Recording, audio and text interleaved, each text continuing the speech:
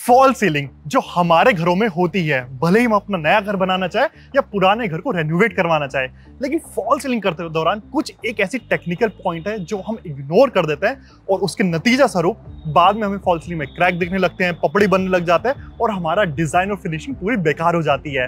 तो fall ceiling करवाते समय आपको किन किन बातों का ध्यान रखना चाहिए, ये समझाने के लिए आज हम आए अपनी दिल्ली वाली साइट पर और इसी के माध्यम से मैं आपको बताने वाला हूं कि आपको फॉल सीलिंग में क्या क्या चीजें ध्यान में रखनी चाहिए। एंड डोंट वरी, टेक्निकल चीज होगी लेकिन उसको बताऊंगा ऐसे जो बिल्कुल नॉन टेक्निकल आपको लगेगा। तो अगर आप एक कॉमन मैन है, ज्यादा टेक्निकल नहीं भी है, तब भी आप चेक कर पाएंगे कि आपकी फॉल सीलिंग ठीक हो रही है या नहीं हो रही।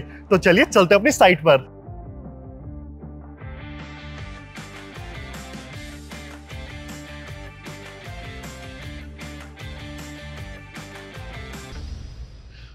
फॉल सीलिंग में मैं बिल्कुल स्टार्टिंग से स्टार्ट करूंगा, बिल्कुल स्टेप 1 से आखिरी स्टेप तक जाएंगे ताकि आपको माइंड में कोई भी कंफ्यूजन ना रहे।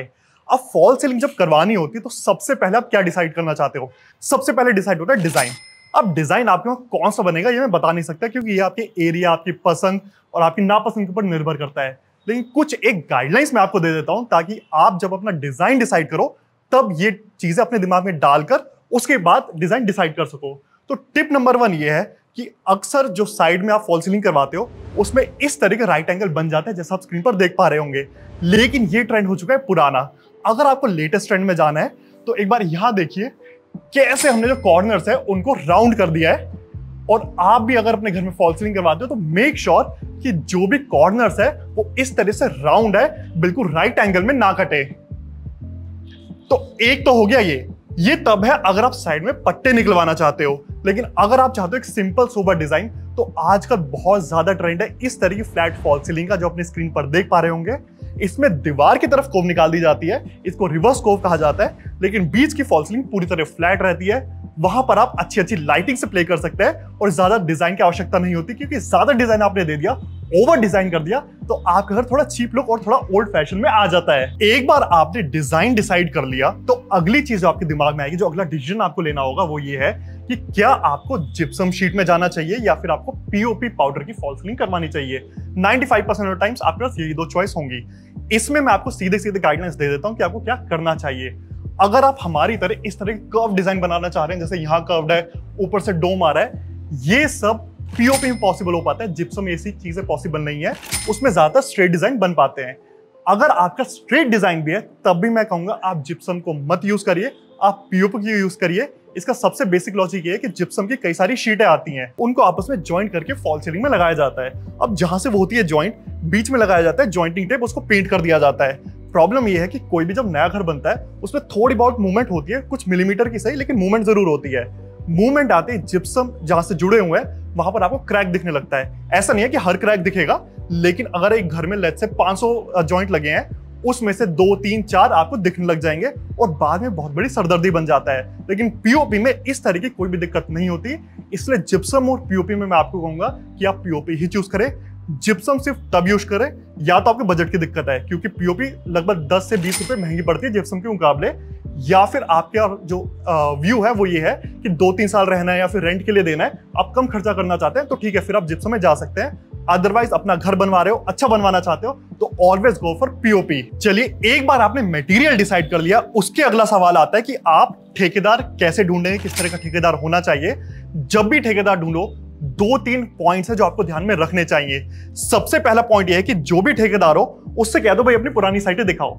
अब जहां पर उसका काम चल रहा हो वो साइटें कभी मत देखो, क्योंकि आप एक नॉन टेक्निकल इंसान हो, करंट साइट को देख के आप नहीं समझ पाओगे उसका काम कैसा है।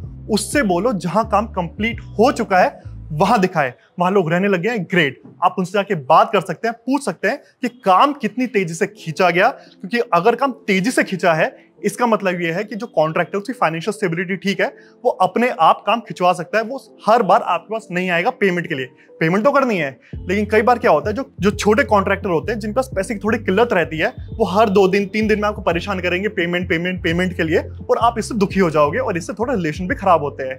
इसलिए हमेशा ट्राई करो कि ऐसा कॉन्ट्रैक्टर ढूंढा जाए जिसका फाइनेंशियल स्टेबिलिटी ठीक ठाक हो, और ये कहां से पता चलेगा? जब आप उसके पुराने कस्टमर से बात करोगे। तो एक तो पॉइंट हो गया ये। दूसरा, जब भी आप उसकी पुरानी साइटें चेक करो, मेक श्योर कि आप जो एजेस है वो देखो उनमें कितनी अच्छी फिनिशिंग आ रखी है। अगर फिनिशिंग ठीक है मतलब काम ठीक है, लेकिन फिनिशिंग में थोड़ी बहुत भी गड़बड़ है, मतलब शायद वो नया है या फिर काम करने का उसका एक्सपीरियंस कम है, तो ऐसा कॉन्ट्रैक्टर आपको नहीं लेना चाहिए। और जब भी आप कॉन्ट्रैक्टर या ठेकेदार को बुलाएं, उनसे रेट की पहले बात कर लीजिए। जाहिर सी बात है रेट की तो पहले बात करोगे, लेकिन पीओपी या फॉल सीलिंग के मामले में ट्विस्ट आता है। ट्विस्ट ये, मान लो मैंने कहा भाई मैं आपसे 100 रुपए स्क्वायर फीट लूंगा। अब आप कहोगे भाई एक कमरे का साइज है 10 बाय 10 यानी 100 स्क्वायर फीट, तो 100 × 100 10,000 का खर्चा आएगा। फॉल सीलिंग के मामले में ऐसा नहीं होता है, क्योंकि एक तो आपको पूरा एरिया नपेगा, जितने फॉल सीलिंग हो रखी है वो तो नपेगी, लेकिन साइड में जहां जहां कोव्स आएंगी, मैं वीडियो डाल दूंगा इसमें, जहां कोव्स आएंगी वो कोव भी नपती हैं। वो नपती रनिंग फीट में है, लेकिन उनका मेजरमेंट स्क्वायर फीट में ही माना जाता है। एग्जाम्पल के लिए आपका रूम है 10 बाय 10 का, 10 बाय 10 का मतलब है 100 स्क्वायर फीट, तो 100 स्क्वायर फीट तो ये हो गए। अब मान लीजिए आपने साइड में से पट्टे करवाए हैं, उन पट्टों में कॉर्नर्स आएंगे, मैं आपको एक वीडियो के जरिए बता दूंगा। पट्टों की जो भी लेंथ होगी वो नपेगी। मान लो पट्टों की लेंथ है 20 फीट, तो 100 + 20 यानी 120 यानी 120 स्क्वायर फीट नापा जाएगा और उसको फिर प्राइस से इंटू किया जाएगा। तो आप इस गलतफहमी में मत रहना कि भाई 10 बाय 10 का रूम है तो मेरा 100 स्क्वायर फीट बना, ऐसा नहीं होता है। कोव को अलग से नापा जाता है। तो आप ठेकेदार से पहले पूछ लो फॉल सीलिंग का क्या रेट लेगा, उसके बाद कोव अलग से नापेगा या नहीं। 99% वो नापेंगे ही, और अगर नापेंगे तो किस प्राइस पर। अक्सर वो आपसे कहेंगे कि भाई जिस प्राइस पे फॉल सीलिंग वो कर रहे हैं उसी प्राइस पे कोव नपेंगे। यहां पर आप उससे बार्गिन कर सकते हो। अक्सर मैंने देखा है कि 90% ठेकेदारों से आप इस पॉइंट पे बार्गिन करो, वो आराम से, लेट्स से आपको पूरा जो फॉल सीलिंग है वो 100 रुपए स्क्वायर फीट में होने वाली है, आप उसको कह दो जो रनिंग फीट में नपेगा उसका मैं 50% दूंगा, यानी उसमें जो भी रनिंग फीट बना वो 100 से नहीं 50 से मल्टीप्लाई होगा, तो आपका थोड़ा खर्चा ऐसे कम हो सकता है। चलिए अब आपने अपना ठेकेदार भी फाइनल कर लिया। अब आपके मन में हो सकता है सवाल है कि भाई लेबर रेट पर दे और मटेरियल मैं ला के दे दूं या उसको पूरा कॉन्ट्रैक्ट दे दिया जाए। मेरा मानना है कि आपको एक ठेकेदार, एक कॉन्ट्रैक्टर को पूरा का पूरा विद मटेरियल कॉन्ट्रैक्ट दे देना चाहिए। इससे सामान की वेस्टेज कम होती है, प्लस स्पीड में कम आगे बढ़ पाता है। वरना कोऑर्डिनेशन की दिक्कत रहती है कि ये सामान लाना है, फिर आप शॉप पर जाओगे, लाओगे, कुछ लेट भी हो सकता है, तो इस वजह से कोऑर्डिनेशन की दिक्कत रहती है।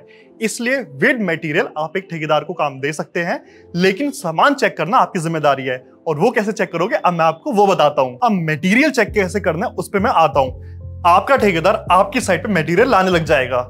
सबसे पहली और सबसे इंपॉर्टेंट चीज है कि जो पीओपी का पाउडर आए उसको किस तरह से चेक किया जाए। तो एक चीज आप इंश्योर करो कि जब भी माल आए वो सिर्फ और सिर्फ अच्छी ब्रांड का होना चाहिए। लोकल में आपको जाना ही नहीं है, ये कॉन्ट्रैक्टर से पहले दिन फाइनल कर दो। अच्छी ब्रांड कौन सी हो सकती है वो मैं आपको स्क्रीन पर दिखा दूंगा। जब भी आए आप कोई भी पैकेट रैंडमली खोलो, उसके अंदर हाथ डालो, आपको वहां पर कोई भी लम्स यानी गांठें जो होती है वो नहीं दिखनी चाहिए। गांठें हैं मतलब पैकेट पहले या तो खुल चुका है या एक्सपायर हो चुका है और आपके ठेकेदार को सस्ते में मिल गया। ऐसा अगर हुआ उसको उसमें ज्यादा पानी मिलाना पड़ेगा फॉल सीलिंग करने के लिए, और एक टाइम बाद क्रैक डेवलप हो सकते हैं, फिर पपड़े भी आ सकती है। चलिए पीओपी का पाउडर तो आपने चेक कर लिया। अगली चीज चेक करने के लिए आती है ये जो फ्रेम्स आएंगे ये। अब फ्रेम्स आप वैसे फिजिकली ना ऑनेस्टली बताऊं चेक नहीं कर पाओगे, लेकिन आप अपने कॉन्ट्रैक्टर को एक चीज साफ कह दो कि भाई कितने किलो वाला बंडल लाने वाला है। उसका आंसर आया 12 किलो वाला, मना कर दो। कम से कम 16 किलो में तो आपको जाना ही है। बहुत अच्छा होगा अगर आप 22 किलो वाला बंडल भी ले सको, लेकिन मैं ये नहीं कह पाऊंगा कि आप ये चेक कर पाओगे, क्योंकि वरना आपको वेटिंग मशीन पर रख के हर एक बंडल चेक करना होगा। लेकिन कॉन्ट्रैक्टर को पहले क्लियर कर दो ताकि उसको लगे कि आपको नॉलेज है और वो काम ठीक से आगे कर सके। चलिए अब साइट पर सारा माल आ गया है। अब आपका कॉन्ट्रैक्टर काम करना शुरू करेगा। जब वो काम करना शुरू करे उससे पहले एक चीज आपको डिसाइड करनी होगी, हालांकि ऑप्शनल है, जरूरी नहीं सबको करनी है।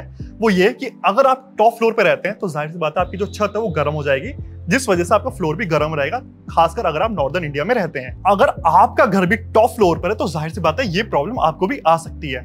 अगर ऐसा है तो आपको मैं एक चॉइस देता हूं। आपकी सीलिंग और फॉल सीलिंग के बीच में लगभग 6 से 8 इंच का गैप तो कम से कम होगा।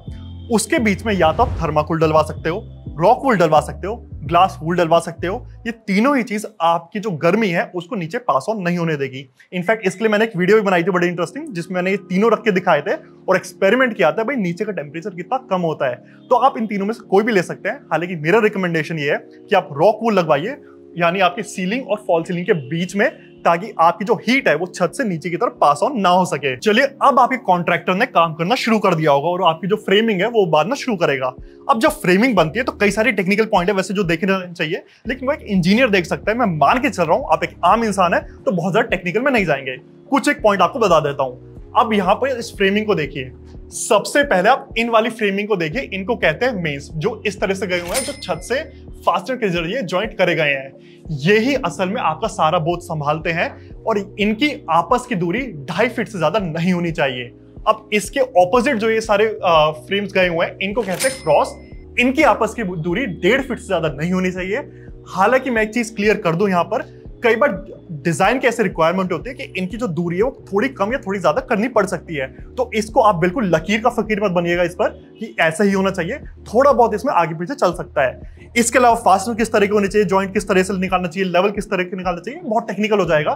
तो मैं आपको एक देसी सा तरीका बता देता हूं, वो ये कि जब भी आपकी फ्रेमिंग एक रूम की बन जाए, आपने कॉन्ट्रैक्टर को बुलाइए या उसके किसी लेबर को बुलाइए और कहो इस पे लटक कर दिखा। उसको कोई भी मेन फ्रेम हो उसका हाथ पकड़ो और नीचे लटकवा दो। अगर एक फ्रेम 70 से 80 किलो आदमी का भार झेल सकता है, तो आप मान के चलिए वो आपकी फॉल सीलिंग का भार भी अच्छे से उठा लेगा। ये एक बिल्कुल देसी तरीका है, थोड़ा अजीब तरीका है, लेकिन लगभग हर साइट पर मैं ये यूज किया करता हूं और इसके जरिए बहुत ज्यादा नजर नहीं रखनी पड़ती क्या भाई फास्टनर ठीक से गए हैं, क्या सही दूरी पर उनको ज्वाइंट किया गया है। तो ये सारी चीजें आप स्किप कर सकते हो, सीधे इसके जरिए देख सकते हो कि आपकी जो फ्रेमिंग है वो मजबूत है या नहीं है। चलिए, आपका फ्रेमिंग का काम भी स्टार्ट हो गया। इसके साथ साथ आपको इलेक्ट्रिशियन की जरूरत भी यहां पर पड़ेगी, खासकर 2 कामों के लिए। सबसे पहली एक जो गलती लोग अक्सर करते हैं, शायद वो इग्नोर कर देते हैं, वो ये फैन की प्लेसमेंट, यानी पंखा कहां लगेगा, आपको फ्रेमिंग के दौरान ही पता होना चाहिए, क्योंकि वहां पर लगानी होगी रॉड। कई बार मैंने ऐसा देखा है, फॉल सीलिंग हो जाती है, फिर याद आता है फैन भी लगना है, फॉल सीलिंग वहां से तोड़ना पड़ता है, तब जाके फैन रॉड लगती है। इसीलिए फ्रेमिंग के दौरान डिसाइड कर लो फैन कहां होगा, इलेक्ट्रिशियन से कह के वहीं पर पहली फैन रॉड लटकवा लो, उसके बाद जाकर आपको फॉल सीलिंग करनी होगी। इसके अलावा आपका इलेक्ट्रिशियन इसी पॉइंट पर हर जगह पाइपिंग डालेगा, वायर डालेगा, ताकि फॉल सीलिंग होने के बाद लाइट लगाई जा सके। अब इसमें अक्सर इलेक्ट्रिशियन कुछ एक गलतियां कर देते हैं, वो ये, कभी भी नॉर्मल वायरिंग यानी ओपन वायरिंग आपको नहीं डालनी है, आपको इंसुलेटेड पाइप लेना है, उसी के आर पर वायर्स होने चाहिए और इंसुलेटेड जो पाइप्स होंगे वो भी आपको फ्रेम के साथ अटैच कर देने हैं, यानी उनके साथ बांधने हैं। अब जब इस साइड पर ऐसा होगा, जब एडिटिंग हो रही होगी इस वीडियो की, मैं कोशिश करूंगा ऐसे फोटो लेकर डाल दूं ताकि आप विजुअली समझ पाओ कि मैं क्या कहना चाह रहा हूं। चलिए, अब आपका कॉन्ट्रैक्टर काम करना शुरू करेगा। अब उसको शांति दे दो, 10, 12, 15 दिन जितना भी लगे, आराम से फॉल सीलिंग कर देगा। लेकिन जब वो करे, आपको कुछ एक चीजें बीच में जाके चेक करते रहनी है ताकि वो भी अलर्ट रहे। सबसे पहले तो ये कि आपकी जो फॉल सीलिंग है वो बिल्कुल स्ट्रेट आनी चाहिए। उसका एक देसी से तरीका बताता हूँ। एक चीज होती है जिसको कहते हैं फंटी, वो आपको अपनी साइट पे मिल जाएगी, उसकी फोटो मैं डाल दूंगा यहाँ पर, आपको वो लेनी है। चलो मैं एक एग्जांपल से बताता हूं। मान लो ये है फंटी, ठीक है, जहां भी फॉल सीलिंग हो, एक बार उस पर पूरी पीओपी हो जाए, वहां लगा के देखो। इसके बीच में और आपकी फॉल सीलिंग के बीच में कोई भी गैप आपको नहीं दिखना चाहिए। दिख रहा है मतलब लेवल में दिक्कत है, फिर आपको अपने कॉन्ट्रैक्टर को बुलाना है और बताना है भाई इसमें अंडुलेशन आ रही है, नहीं चलेगा, उसको ठीक करना पड़ेगा। इसके अलावा आपको फॉल सीलिंग के बाद वहां की धार भी चेक करनी है। धार मतलब जहां भी आप कोप बनेंगे ना, जो फॉल सीलिंग हो जाएगी, आप उंगली लगाकर अच्छे से देखिए, उसमें अंडुलेशन बिल्कुल भी नहीं होनी चाहिए। है, दोबारा कॉन्ट्रैक्टर को बुलाओ और कहो भाई अंडुलेशन आ रही है, इसको ठीक कर दो। ये सारी बहुत माइनर चीज है, लेकिन इससे आपको कॉन्ट्रैक्टर अलर्ट रहता है कि भाई जो करवाने वाले उसको पता है क्या नॉलेज है, और इस वजह से वो काम को ठीक करता है और अपनी बारीकी वाली नजर उसमें बनाए रखता है। एक बार आपकी फॉल सीलिंग कंप्लीट हो गई, यानी सब आपका जो कॉन्ट्रैक्टर वो बाहर निकल गया, उसके बाद कम से कम 10 से 12 दिन अपनी फॉल सीलिंग को बिल्कुल अकेला छोड़ दो सूखने के लिए। सर्दियों में ये टाइम 20 से 25 दिन भी हो सकता है, गर्मी में हो सकता है 7 से 8 दिन में हो जाए। उसको आपको सूखने देना है, उसके बाद ही उसके ऊपर पेंट का काम स्टार्ट करवाना है। अभी आप चेक कैसे करोगे, सिंपल सा एक तरीका बताता हूं। एक पेचकस लो, एक बड़ा सा स्क्रू लो, फॉल सीलिंग जहां भी हुई है वहां हल्के हल्के हल्के घुसा के उसके अंदर छेद करने का ट्राई करो। अगर छेद करते दौरान सारा पाउडर बाहर आ रहा है, ठीक है, सूख चुका है, पेंट का काम स्टार्ट हो सकता है। लेकिन अंदर जाते जाते अगर कहीं भी आपको पेस्ट दिखने लगता है, यानी आपकी जो स्क्रू है या आपको जो पेचकस है उसके अंदर आपको पेस्ट मिलता है, मतलब फॉल सीलिंग अभी पूरी तरह सूखी नहीं है। इसलिए बाहर से सूख जाए फर्क नहीं पड़ता, अंदर से वो 100 नहीं 110% ड्राई होनी चाहिए, उसी के बाद उस पर पेंट किया जा सकता है। अगर आपने थोड़ा सा गीलापन छोड़ दिया होगा, ये आप पेंट कर दोगे, जो उसका पानी है वो बाहर आएगा। फिर जैसे वो बाहर आएगा, आपने उसके ऊपर जो भी किया है उसके अंदर पपड़ी फॉर्म होने लग जाएगी। इसलिए इस बात का आपको बहुत ज्यादा ख्याल रखना है कि आपकी फॉल सीलिंग पूरी तरह सूख जाए, उसके बाद ही आपको आगे बढ़ना है। तो ये था कंप्लीट ज्ञान कि आपकी फॉल सीलिंग के दौरान आपको किन किन बातों का ध्यान रखना चाहिए। मुझे उम्मीद है आपको सब समझ आ गया होगा और मैंने ट्राई किया है बिल्कुल कॉमन मैन की लैंग्वेज से सब कुछ समझाया जाए, कुछ भी टेक्निकल ना हो, और फिर भी आप चेक कर पाओ आपकी फॉल सीलिंग ठीक हो रही है या नहीं हो रही। इसके बाद भी आपके मन में कोई भी सवाल है आप नीचे कमेंट कर सकते हैं, हमारी टीम उसका जवाब जरूर देगी। इसके अलावा अगर आप अपने घर का इंटीरियर डिजाइनिंग करवाना चाहते हैं या फिर चाहते हैं किसी इंटीरियर डिजाइनर से बात करना, आपके मन में कोई छोटा मोटा डाउट है, तो आप नीचे लिंक दे रखा है डिस्क्रिप्शन में, उस पर क्लिक कर सकते हैं। आपकी बात सीधे हमारी टीम से हो जाएगी और हमारी टीम आपको पूरी तरह गाइड कर देगी कि क्या करना है और कैसे करना है। चलिए इसी के साथ इस वीडियो को अंत करते हैं। अब मैं मिलूंगा आपसे अगली वीडियो में एक अच्छे नए टॉपिक के साथ, जहां मैं आपको बहुत सारी जानकारी दूंगा, बड़े ही कम शब्दों में, बड़े ही सिंपल शब्द में। और तब तक के लिए गुड बाय।